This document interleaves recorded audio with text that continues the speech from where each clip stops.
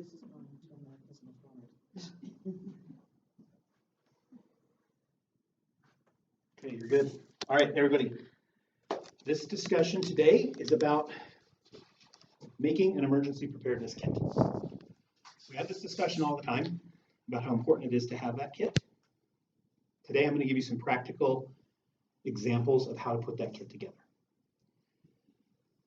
August 29th, 2005. Does anybody remember what happened on that day? A little further south than here.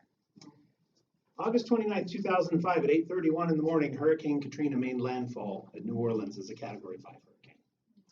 We all watched it on TV. And we were horrified for 3 days as we watched those people struggle. And then FEMA and the federal government showed up 3 days later, which is what they have always said they would do. The director of FEMA said 4 years ago, anybody who expects FEMA to show up sooner than 72 hours is going to be very, very disappointed. That's not the way that organization works. In Denver, we are the most isolated geographic population center in North America. There is nobody big around us to help. Boston, New York, Washington, they're all within hours of each other. Who's the closest major metropolitan area that could help us in terms of a significant disaster response? Any ideas? Salt Lake City. Cheyenne's going to send their one extra ambulance? Colorado Springs? Right. They got, what, a fire truck and an Air Force cadet? Dallas. Dallas is the next closest city that can help us. And Dallas is not 3 days away from being here. Forces moving in from Dallas or from St. Louis or one of the bigger cities in the Midwest will not be here for 5 days.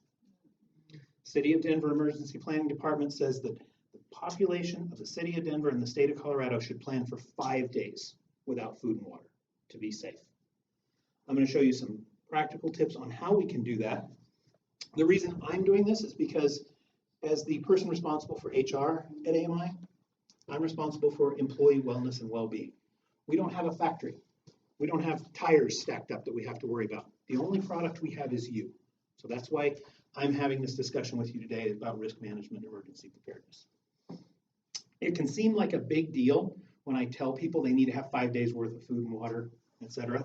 And a lot of people tell me, oh yeah, I've got that. It's okay if you don't. I'm not going to ask you to raise your hands. I'm going to show you how to do it without losing a lot of sleep and spending a lot of time. Okay? So we're going to talk about going to 3 different stores. First store you're going to go to is a grocery store. Makes sense, right?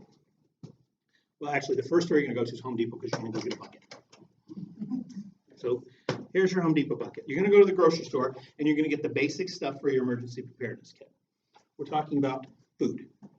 Simplest way to go, 3 packets of this, 3 gallons of water. You have 3 days supply of food. It's not great food, but it's food. So that's our grocery store trip. If you're a camping fan, you can go to an outdoor store or even order online and you can get some freeze-dried stuff. This is lasagna with meat sauce. Just add water. Chicken salad. Just add cold water. No hot water needed. These are actually pretty good. I've used them before. They're not bad. If you really wanted to get serious, you could order a kit. This is a 72-hour food kit that I got from an online store. It costs $20. That's 3 days of food for one person. Just need water. You want to amp it up a little bit, you add some sterno and heat everything up. So there's your food section, which you can get at the grocery store. Medications. If you've got prescriptions, you should have a med planner full of them stuck in there. Also, things like ibuprofen, naproxen, acetaminophen, stuff like that. You want to make sure you have some of that. So that's it. No questions. We'll come to questions at the end. Okay. So that's our grocery store trip. We also add some cash. The reason we do this is because as an organization, we have a responsibility to our community. Colorado and the public health system in Denver depends on AMI to take care of the 180 people that we take care of. If something happens and we suddenly aren't helping, there are now 180 other people that they have to worry about. So we can't help if we're not at least partially prepared for ourselves. So that's your basic steps. Does that make sense? Okay, the next trip, we're gonna go to the hardware store. You're also gonna put a car charger in. This should be the first thing you put in. Do you know why a car charger is so important? Because even when the power is out, you can go sit in your car and charge your phone. Okay, so back to the hardware store. We need some gloves. We don't know what we're gonna have to pick up. We need some rope.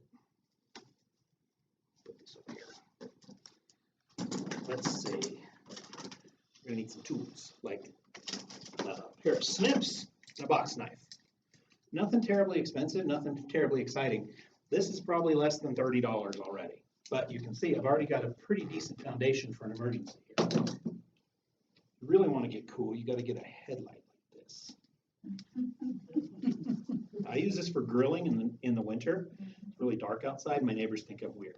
But you can imagine how this will help out if you're creeping around in the basement of your house trying to find the gas shut off.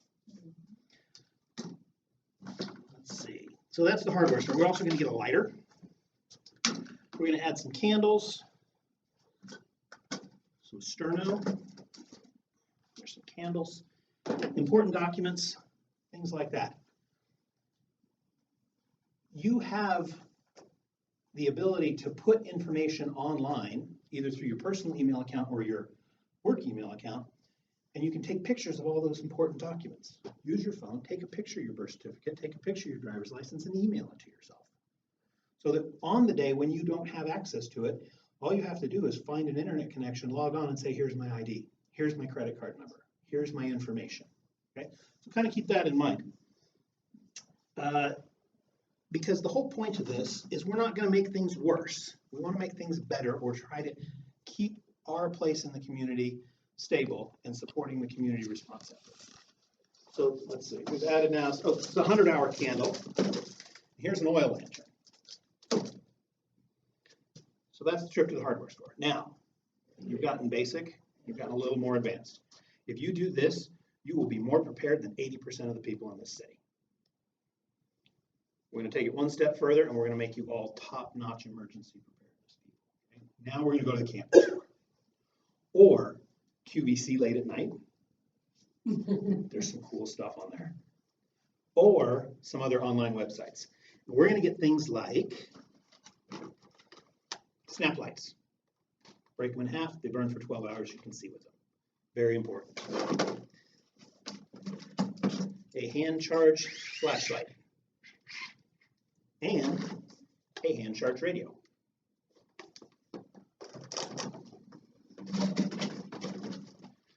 Knife, in case we gotta stab anybody. In case we have to cut something. Waterproof matches. A little cutlery set, so that we can eat like dignified people when we're eating out of our bucket. A magnesium fire starter, so that we can start a fire in our backyard with whatever we have to heat up our food. A little multi-tool that I got at the dollar store. Once you start finding these things, they start jumping out at you as you're walking through the store. You're like, you know what? I need one of those. That would be good in my basket or in my box. Emergency blankets. Very, very helpful. Power pack. This one's fancy, in that it's not just an extra power pack. It's got enough juice to jumpstart a car or a small truck. This was $39. I got it for $20 as a Christmas in July special on QVC. They sell those at Costco too. Costco's an excellent place to get that stuff too. And this is probably a little overkill. This is called a life straw. You could stick this into Cherry Creek Reservoir and just drink out of it all day long. No problem whatsoever. It's a little bit more expensive. They're about $25 a piece, but probably worth it if you save up for a little bit. So the whole point of this is I didn't go out and buy this all in one day. I just bought little bits here and there when I saw them. The most expensive thing here is the power pack at $30. This entire package probably cost me $55 spread over a year. So it's not something that you have to get stressed out about, but it will make a big difference when it comes time and we have that emergency. And as a group, we're responsible to ourselves, to our consumers, and to our community to not make things worse.